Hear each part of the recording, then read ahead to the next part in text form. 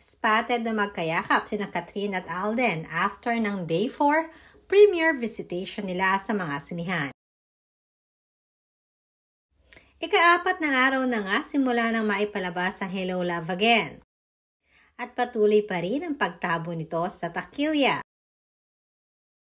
Bukod kasi sa mga netizens at mga Kathryn fanatics, ay nakakuha din ng suporta sina Kathryn at Alden sa halos lahat ng kanilang mga friends sa showbiz industry.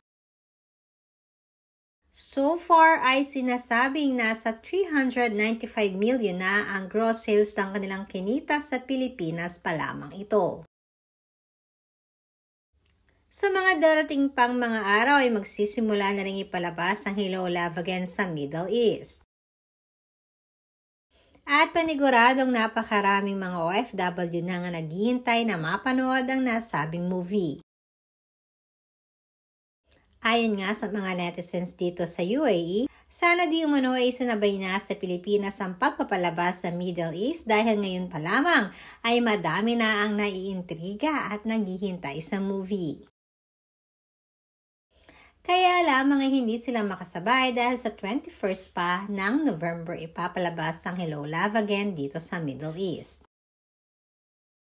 Samantalang ayon naman sa aming source ay madaming kinilig sa hindi sinasadyang maispata ng mga netizens na magkayakap itong sina Alden at Kathryn bago sila maghiwalay kanina. Halatang madami na ang pagkakaiba ng relasyon ngayon ni Kathryn at ni Alden. Hindi na ito katulad nung nagpo-promote sila ng kanilang movie ng Hello Love Goodbye. Ngayon ay kapansin-pansin kasi na mas showy na ang dalawa at mas affectionate na sila sa isa't isa.